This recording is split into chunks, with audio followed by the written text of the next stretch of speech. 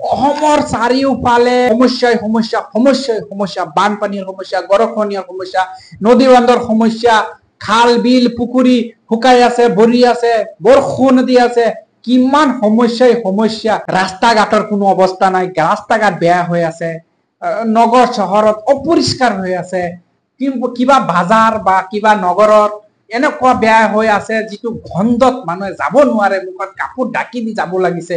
সেইবোৰ নেদেখি আমাৰ অসমত কিছুমান বণ্ড নেতাসকলে ৰাজনীতি কৰিব খুজিছে হিন্দু মুছলিমৰ হৈ। এইবিলাকৰ লাজ থকা উচিত। যিকোনো ধৰ্মৰ মানুহে এনেকুৱা ৰাজনীতি কৰিব, হিন্দু মুছলিম সংঘাত লগাব, সৃষ্টি কৰিব, এইবিলাক একেবাৰে বেয়া কথা। এইবিলাক নাপায়। আৰু এইবিলাক যিবোৰে মানুহে কৰি আছে, এইসকল হৈছে এটা পালি নেতা হয়। এই পালি নেতাই কেতিয়াও ৰাইজৰ স্বাৰ্থত কাম নকৰে, সিহঁতৰ নিজৰ স্বাৰ্থৰ হকে কাম কৰিব।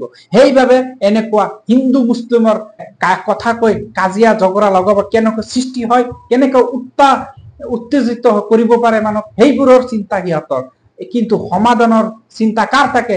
যিজন সুস্থ সবল এজন নেতা, তেখেতে সদায় মানুহৰ কল্যাণ বিচাৰিব, মানুহৰ শান্তি বিচাৰিব, মানুহৰ সুস্থ বিচাৰিব, মানুহ কেনেকে জীয়াই থাকিব, মানুহে কেনেকে চলিব পাৰিব, মানুহৰ কেনেকুৱা কৰ্ম ব্যৱস্থা ওলাব পাৰে, সেইবোৰ চিন্তা কৰিব এজন সুস্থ সবল নেতাই।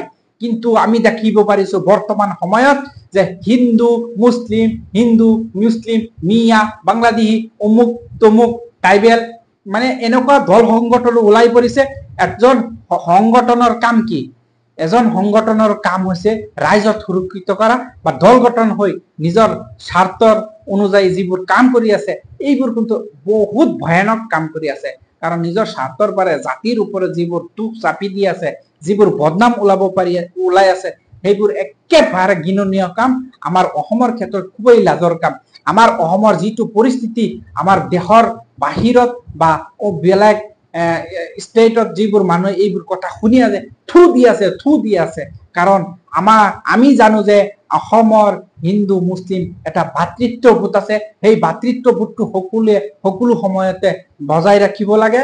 আৰু এই বস্তুটো কেনেকুৱা বৃদ্ধি হয়, ভাতৃত্ববোধ যেতিয়া যেনেকে বৃদ্ধি হয়, সেই বস্তুটো আমি সদায় ভাবিব লাগে। আৰু ইয়াৰ ওপৰত সদায় চিন্তাধাৰাটো আমাৰ থাকিব লাগে। আৰু সেইটো নকৰি আমি সদায় যদি লাগাই থাকো, সংঘাত সৃষ্টি কৰি থাকো, এইটোতো আমাৰ অসমীয়া ক্ষেত্ৰত, আমি অসমীয়া হিচাপে আমি যেই নহওক ৰাইজ, আপোনালোকে হিন্দু মুছলিম যিয়ে নকওক, কিন্তু আপুনি ৰাইজ হিচাপে, আমি অসমৰ নাগৰিক হিচাপে হিন্দু মুছলিমৰ মাজত যিটো ভাতৃত্ববোধ আছে, সেইটো কেনেকে শক্তিশালী কৰিব পাৰো, সেইটো আমি কিবা জীয়াই থাকিব পাৰো, সেইটো আমি চিন্তাধাৰা কৰিব লাগে সদায়। আৰু যিসকল নেতায়ে এনেকুৱা উত্তেজিত কৰিবলৈ, মানুহক সংঘাত লগাবলৈ যিবোৰ কৰ্মকাণ্ড আমি দেখা পাই আছো, সেইবিলাক একেবাৰে ঘৃণনীয়। আপোনালোক সাৱধান হওক আৰু এনেবোৰ নেতাসকলৰ কথা নুশুনিব। আপোনালোকৰ নিজৰ ভাতৃত্ববোধ কেনেকে বজাই ৰাখিব পাৰে, সেইবোৰ আপোনাৰ চিন্তাধাৰাটো আপোনাৰ নিজৰ।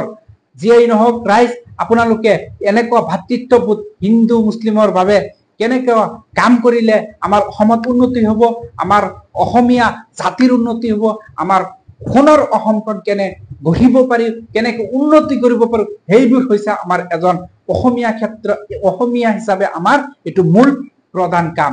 আমি সদায় হিন্দু মুছলিম ভাতৃত্ববোধ, এইটো আমাৰ শংকৰ আজানৰ দেশ। আমাৰ যিটো মৰম স্নেহ ভাল পোৱা যিটো পৰিৱেশ সৃষ্টি কৰি গৈছে, যিটো ভাল পোৱা মৰম স্নেহ দি গৈছে, সেইটো অনুযায়ী আমি চলিম। আৰু ইয়াত কোনো অপশক্তিয়ে যাতে আহি বিৰাজ কৰিব নোৱাৰে, সেয়াৰ প্ৰতি আমি সদায় লক্ষ্য ৰাখিব লাগিব। অসমীয়া ৰাইজ, আপোনালোকে সতৰ্ক হওক আৰু এনেকুৱা পালি নেতাৰ পৰা আপোনালোকে সাৱধান হওক, নহলে আপোনাৰ হিচাপে আপুনি নিজেই দুৰ্বল হৈ নপৰিব। কাৰণ আমি অসমীয়া মানে আমি কেতিয়াও নহওঁ দুখীয়া, এটা কথা আছে। সেইবাবে আপোনাক এটা ৰিকুৱেষ্ট কৰিম, কাৰোৰ কথা নুশুনি নিজৰ ভাতৃত্ববোধ কেনেকে বৃদ্ধি কৰিব পাৰো, হিন্দু মুছলিমৰ কথা নহয়, সকলোৱে মিলি জুলি থকাটো আমাৰ মূল উদ্দেশ্য।